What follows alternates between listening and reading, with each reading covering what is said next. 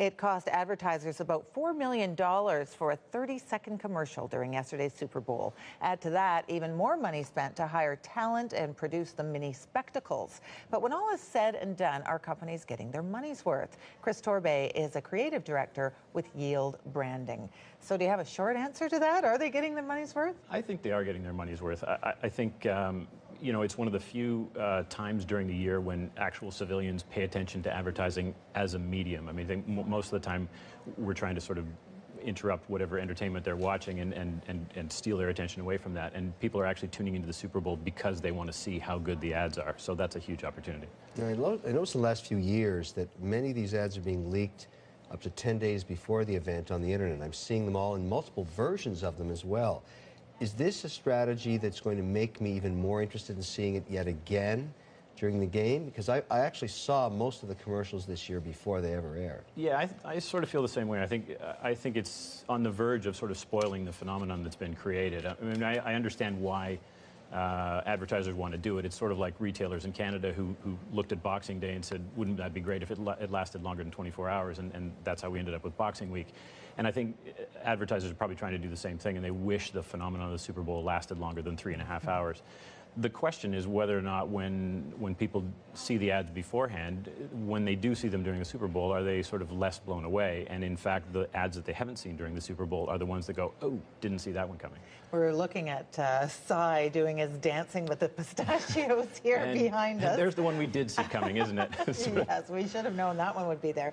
But I wanted to ask you what you thought about the BlackBerry commercial, I guess because it was such a big deal last week. Yeah, I mean, it's hard to just be a critic. I mean, I wanted to like it a little bit more. I mean, I think it was difficult for BlackBerry in that they've got a product that's got a whole bunch of really cool features. And so I think the pitfall they avoided is not doing a commercial which is just features and benefits, that they did try and find something that was going to be interesting and disruptive and memorable and sort of visually striking. The unfortunate thing is I don't think that it really played off of some of the attributes of the actual new device. And an interesting thing I found, this morning, they ran a double-page spread in the Globe and Mail that was all focused around the idea of being able to peek, right? The whole idea of the hub. Well, peaking is a great sort of creative stepping stone to something interesting, and it's sort of too bad that they didn't take advantage of something like that and come up with a creative way of doing that in a memorable way. I'm just wondering today, if you had the task of solving for BlackBerry's issues and getting market share back, is this not just a consumer electronics business now? I mean, what else could they do? Alicia Keys, BlackBerry. In the end, are they just trying to get a buzz so that teenagers will want to buy this device? I think a buzz is going to sort of get them part of the way there. I mean, I think there are a lot of good. I think since we went from sort of old smartphones to the really new smartphones, I think now you've got a bunch that are all kind of equal in terms of having sort of cool features that are unique to each one. So you are trying to get people who have allegiances to a brand, and I think the more you sort of create that as a distinct brand for BlackBerry, the better.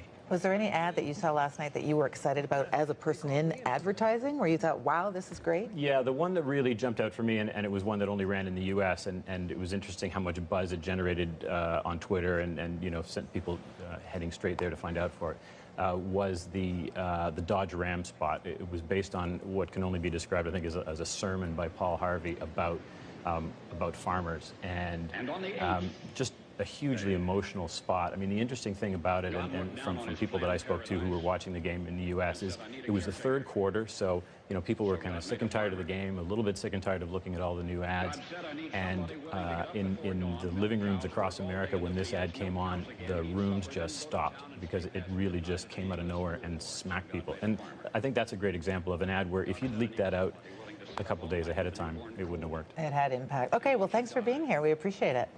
Coming up, legendary investor Jim Rogers on why the age of Wall Street is over and where he sees the global economy heading next.